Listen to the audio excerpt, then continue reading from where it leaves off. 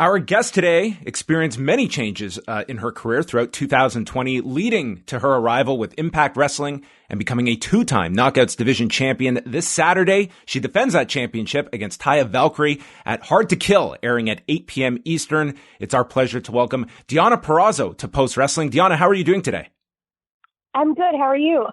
I'm doing very well. It seems that you are doing the extreme media tour this week. It seems Deonna Purrazzo is in high demand leading into Hard to Kill. Yeah, but that's what happens when you're the champ, right? Does this feel to you, we've seen now for many weeks the added momentum that Impact has had, and it seems that this pay-per-view, there's a lot of new eyes on the product, and I would imagine this week you're really starting to sense that enthusiasm. Yeah, absolutely.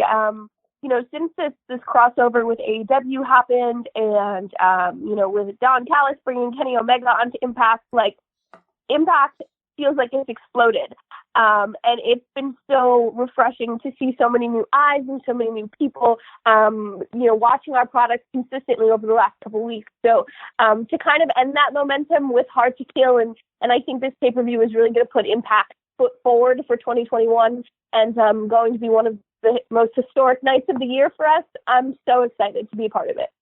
When you sit back and look at your 2020, I have to imagine for you, what a roller coaster of a year when you look at January 1st to December 31st. Would this be the year that you saw the most professional growth for yourself and just, going out there and I think impressing a lot of people coming into Impact Wrestling? It's certainly, I think, a pivotal year in your career. Absolutely. I think if not the most pivotal year, just because, I started the year not really doing much, kind of doing stuff on Raw, but not doing anything in NXT. And then, in April, there was a group of us that were released and our worlds were shaken. And then, for Impact, 30 days later to be like, okay, you're on our product, day one that you can be, let's run with this. And the last 7 or 8 months has just been more than I ever could have imagined. I would have never thought that 2020 would have went that way. But I'm more than grateful that it did, because now I'm doing everything I've ever wanted to do.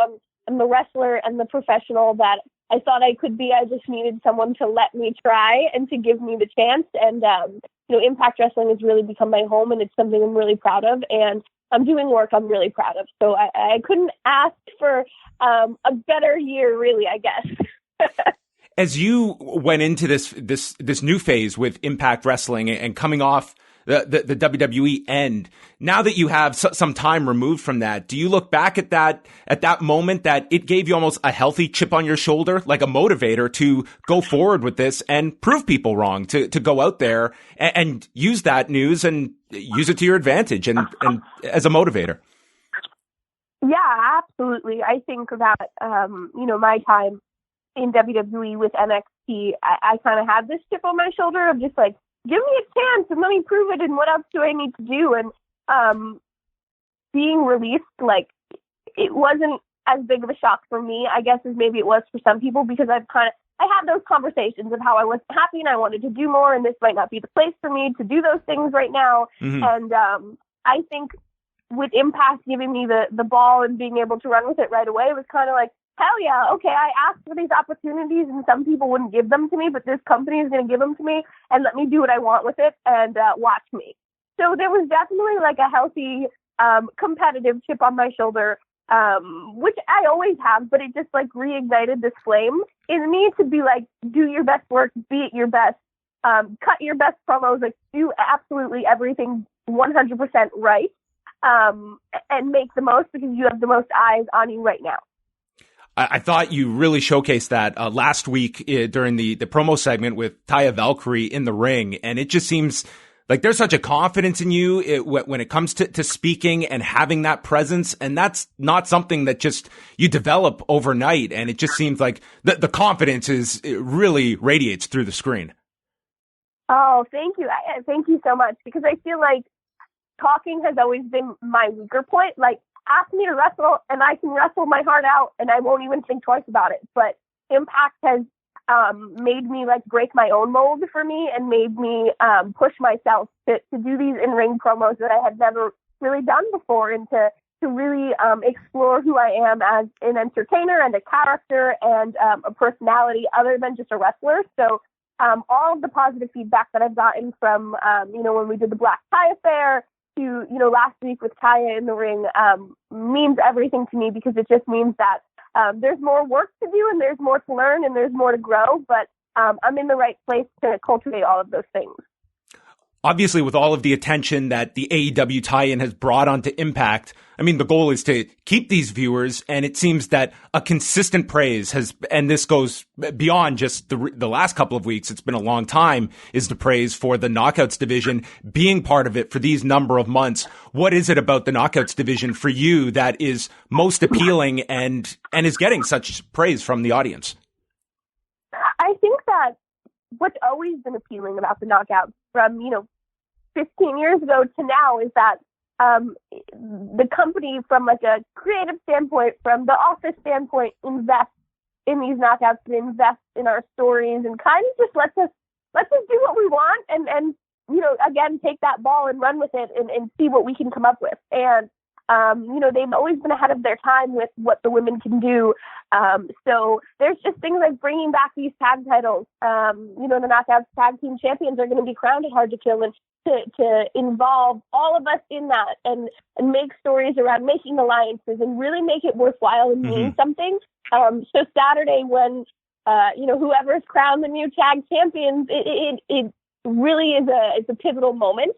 And they've invested in it. And I think that is what stands out most about the Knockouts, is everything we do isn't just done to do it.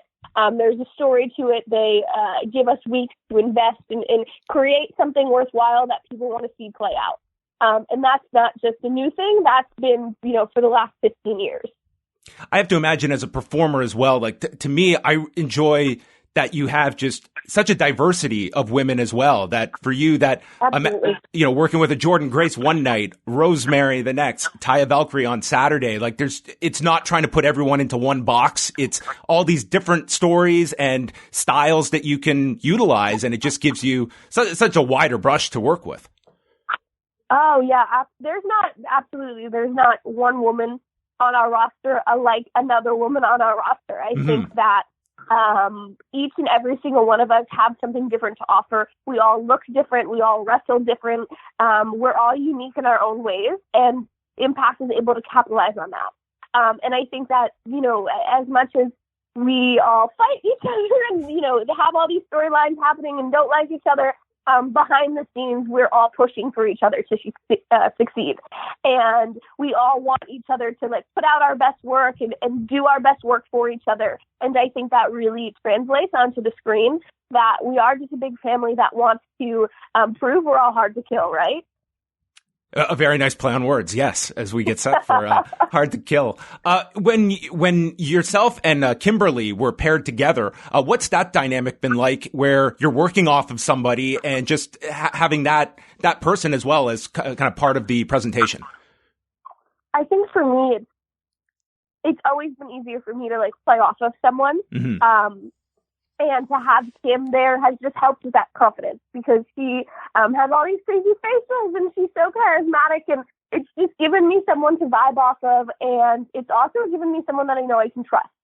Kim and I have had a similar path coming into Impact, and we've been through similar experiences, so we have that in common. But she's also someone that I had some of my first matches on the indies with.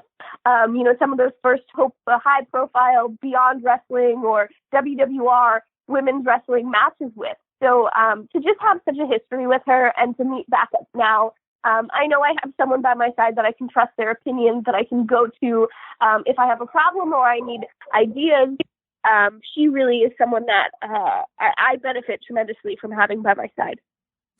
Who are those people that you might be able to lean on when you're looking at, okay, where are areas of improvement that I can look forward and I can trust getting constructive criticism from? Do you have your small circle that you lean on, whether it be an Impact or outside? Absolutely. I think that is the most important thing for anyone to have, is just that core group of friends who, even if you don't want to hear it, are going to be that brutally honest with you and I have that in Impact Wrestling in Madison Rayne and Josh Matthews. But then I also have that, and Tasha Steelz, to be completely honest. But Okay. then, in my real life, it's Chelsea Green and it's Britt Baker and it's Karen Q and my trainer, Damian Adams. And those are people that I talk to every single day that I can bounce ideas off of. Or if I'm in New Jersey, I could go wrestle around and show him some things and get his opinion. I just have such a core group of people that push for me to succeed, and will be brutally honest when I need it. One thing, of course, and I'm sure you have answered this many, many times, so forgive me, but going into Impact Wrestling, and it'll be the case this Saturday, I mean, it's an empty studio, and I just have to imagine that first time walking into that environment had to be jarring. Is that still the case? Has it slowly become second nature that you're used to this environment, or is it just still bizarre to go out there and you have to imagine that there are people and know that there's an audience watching at home? It's a bit of both, to be honest, because I feel like, as independent wrestlers, and what was my case was my first couple matches were at 12 o'clock in the afternoon in front of 3 people in a warehouse. Wow. So it kind of brings me back to those days where it's just like, it doesn't matter because you're performing and you turn it on no matter how many people, 0 people or 3,000 people. But it is hard because there's those moments in matches where you're like, okay, the crowd should be cheering this, or, you do this and you expect that reaction. And sometimes I hear it in my head and I'm like, oh, this should be happening. And it kind of helps dictate the pace, and you know when to go or know when to slow down. And there isn't that anymore. So it's definitely thrown me for a loop, but the more we do it and the more, we have these tapings, I've just gotten used to it. And I think overall it aids to the Virtuosa style, because I am slow and methodical. And I think that not having any distractions lets me focus in that much more on what I'm pinpointing, whether it's the arm for the Fujiwara or, the neck for the pile driver. It just helps me focus more on what my task is. As we look ahead to Saturday night, it's going to be airing 8 p.m. Eastern on pay-per-view. You are defending the championship against Taya Valkyrie. Am I correct? Is this the first singles meeting between you two? Yes, ever. What kind of pressures does that come with? Because this is a match that, a lot of people are looking at. Like there's a high expectation level for this match. Is that the kind of pressure you look for going into a big pay-per-view event? I think it's just the type of pressure I've become adhered to at this point. I've never really been in any of these situations or these high stake matches before. And Slammiversary was kind of my first taste of that. And I definitely think I thrive off of it, and I can just work better kind of in chaos. Which is just the type of person I am. But to go in and go one-on-one with Taya Valkyrie, the longest reigning Knockouts champion, this match I'm excited for, because I think that, if I can stand toe to toe with her and hold my own and defeat Taya, that does so much more for the legacy that I'm building in Impact Wrestling. And that does so much more for the Virtuosa, who then can possibly become the longest reigning Knockouts champion. But if Taya wins, she becomes the 2-time Knockouts champion. So I think this is high stakes for both of us, and we both have a lot to lose, but also a lot to gain. What are some of your goals, just in general, whether it be personally or by extension, the Knockouts division in 2021? Where would you like to see the division continue to evolve to?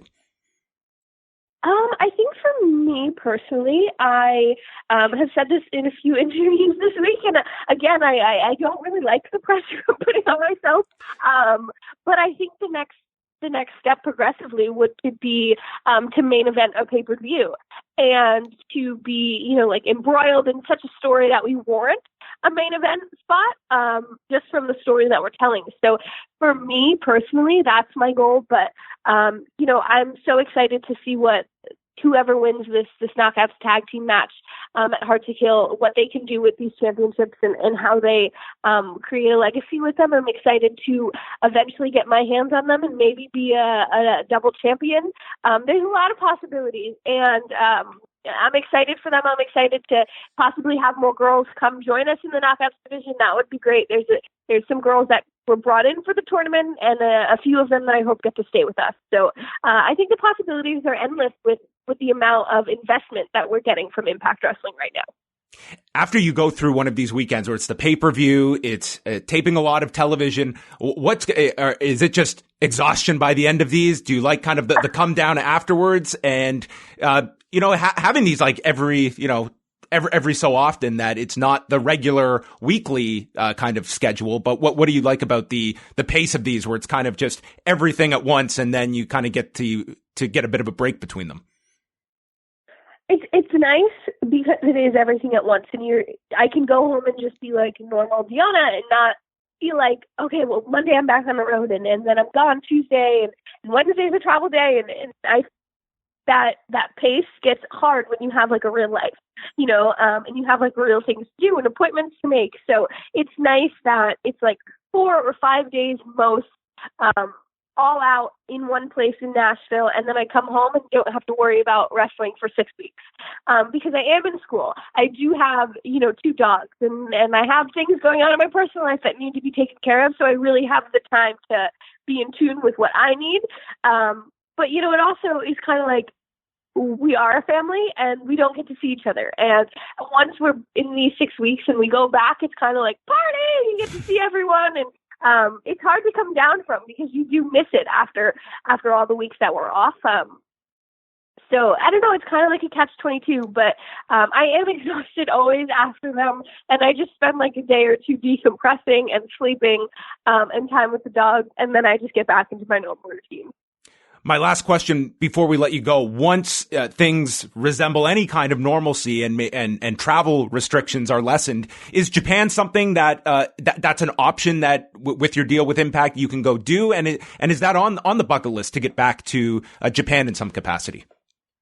Yeah, I would love to get back to Japan and get back with Stardom. Whenever we get some normalcy, and if that's possible, I would 100% be apt to do that. It is something that I believe is possible with my Impact deal, because I can do independence and I can do other things.